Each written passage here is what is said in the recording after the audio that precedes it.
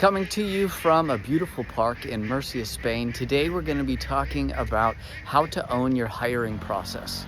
Most CEOs, sales leaders, and even reps themselves don't realize the top priority in running your sales organization to hit your quota, to hit your forecast to your board, to your VCs, is actually owning the recruiting process.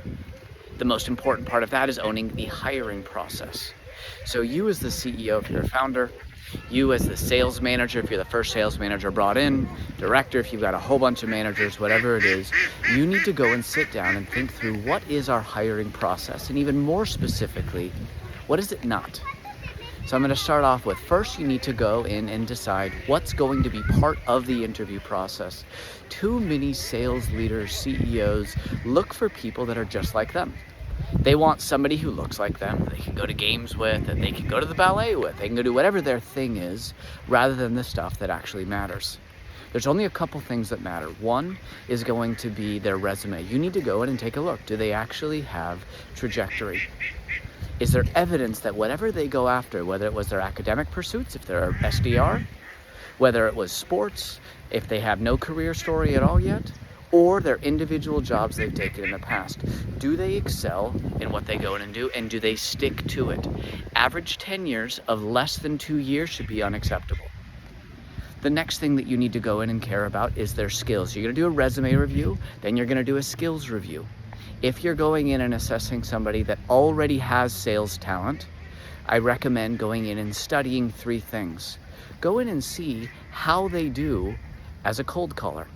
Have them cold call into you. You be their ideal buyer from wherever they're currently working. Have them call in and say, hey, Miss Stevens, and then whatever their pitch is.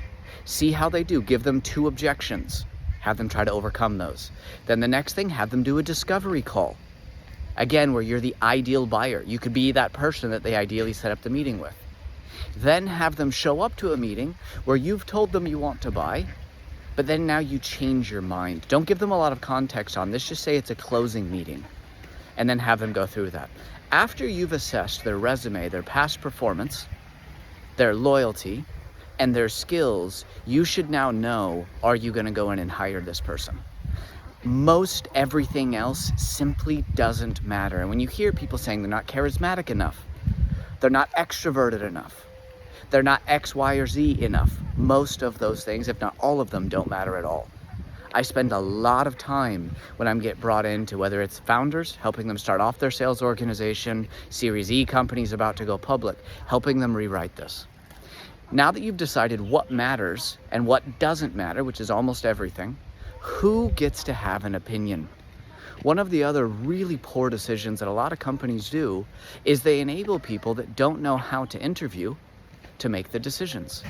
So you go in and, for example, you're trying to help a director in your organization who doesn't know how to successfully run a team yet, who's having high attrition, and you're giving them the final say as to who they go hire. Whereas you've got maybe another VP in the organization who's really good at hiring. Enabling people that continue to make bad decisions on hiring processes with picking who their new team is going to be only sets them back.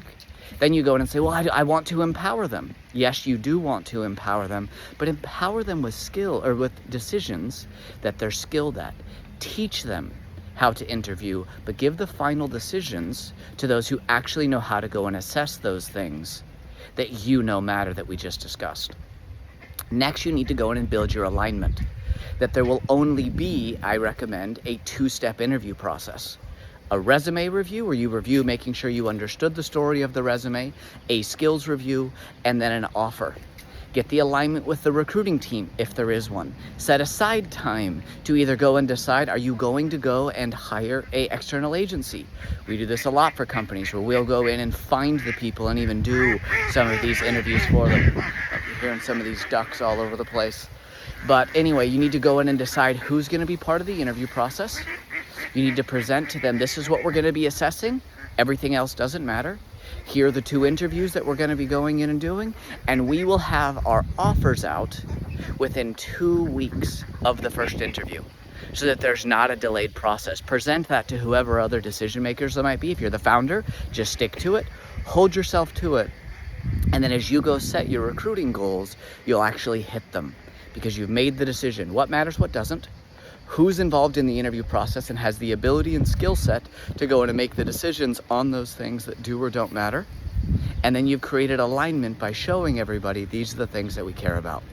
Hope this helps. Hope those early stage founders, first time sales managers and directors can now go say, I've got to go take the hiring process into my own hands and ensure that the company hires on what matters.